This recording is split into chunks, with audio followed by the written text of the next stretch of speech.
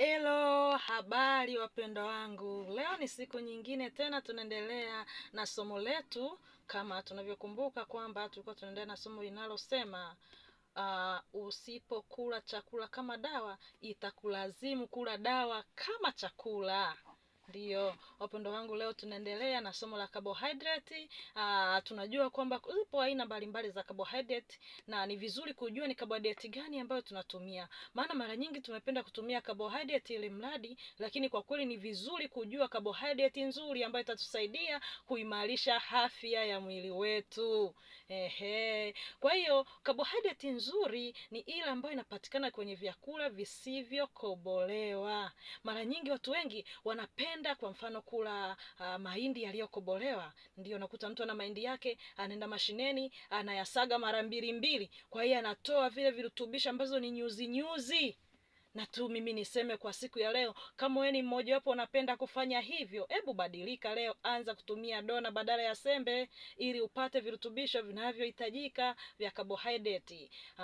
Lakini pia kuna mchele unaitwa brown rice, ni mzuri nao, una virutubisho vya carbohydrate vinavyotakiwa. Lakini pia kuna mtama, kuna baadhi ya maeneo hapa Tanzania wamependa kutumia mtama, na tunaona kama mtama ni kitu ambacho sio cha kawaida, lakini kweli kina carbohydrate nzuri inayotakiwa. Lakini pia kuna ulezi.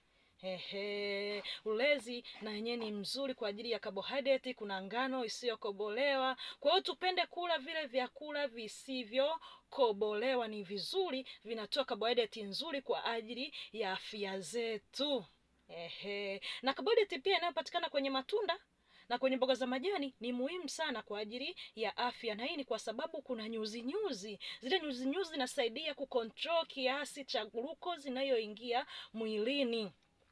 Kwani tunasema upende sana kutumia vyakula ambavyo vina fiber? Ni kwa sababu ni vizuri, vile vinasaidia kuzuia glucose nyingi kuingia kwa wakati mmoja mwilini. Na kuna mwingine anajiuliza, kwa nini nisile vyakula hivi vingine, nisikoboe, nikala vilivyokobolewa na baadhi ya vitu kama hivyo? Maana kwa kweli watu wengi wamekuwa wakivichukulia kama ndo vitamu. Tunashauri usifanye hivyo, kwa sababu vyakula hivi ukivila vinaruhusu glucose au sukari nyingi kuingia mwilini kwa wakati mmoja. Kwa mfano ukila hiyo sembe, ukila vyakula vilivyokobolewa, kuna hizo tunaziita processed food. Ukinywa vinywaji vyenye sukari hii ya kawaida, kwa mfano soda na baadhi ya vinywaji vingi ambavyo vinatumia sukari ambayo sio natural.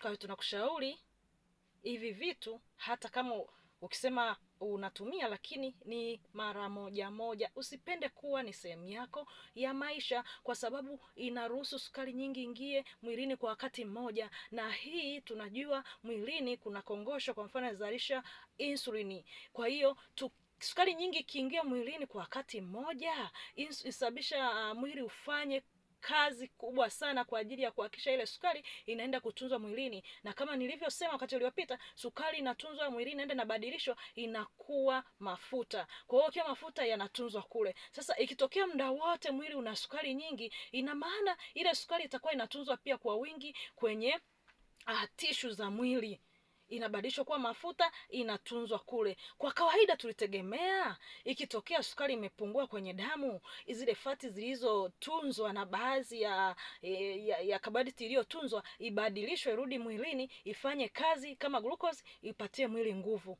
Lakini kwa sababu muda wote mwili, kama ukitumia hivi vyakula ambavyo vina sukari nyingi au fried food vilivyokobolewa na baadhi ya vinywaji vyenye sukari nyingi, ina maana muda wote mwili unakaa una sukari ya kutosha, na hivyo kupelekea mwili kuchosha mwili. Na maana kongosho inafanya kazi kubwa sana kuzalisha insulin, mwisho wa siku inaweza kafika hatua ikachoka. Lakini pia na ile sukari ambayo inakuwa imetunzwa kama fati itashindwa kubadilishwa kurudi kwenye glucose, kwa hiyo itapelekea mwili uwe na mafuta mengi ambayo hayana matumizi. Na hii ikiendelea hivyo kwa muda mrefu, inakuja kusababisha magonjwa yasiyoambukiza, ikiwepo magonjwa ya moyo, ndiyo magonjwa magonjwa ya kisukari, magonjwa ya presha, vitu kama hivyo. Lakini pia mafuta yanaweza kwenda kwenye ini na kujibanza kule, yakasababisha kitu kinaitwa alcoholic fatty liver. Lakini pia ikasababisha na obesity, uzito uliozidi kiasi.